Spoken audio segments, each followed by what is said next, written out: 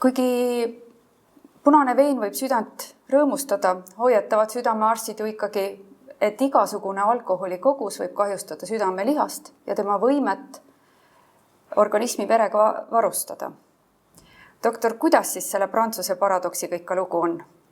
Jah, ega see alkohol ei ole mingisugune selline väga positiivne asi, et kui me vaatame suuremad alkoholikoguseid, siis ikkagi südamerütmihäired tekivad, tekib ka ateroskleroos, arvatakse, et alkohoolikul ei teki ateroskleroosi, see ei ole õige.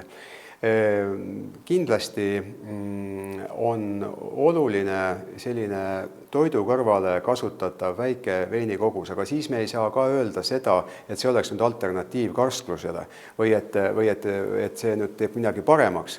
Nii et kui inimene üldse alkoholi tarvita, on see väga hea, aga kui ta sellise just Vahemeremaade stiilis väga väikest alkoholi kogust toidu kõrvale kasutab, siis see oluliselt midagi südamele halba ei tee. Südamelihasele teil on õigus, et südame puudulikkuse uuringud näitavad, et igasugune alkoholi kogus tegelikult on kahjulik, aga jällegi arterite suhtes see väike kogus alkoholi võib luppimiskiirust aeglustada, nii et see on niisugune vastukaal.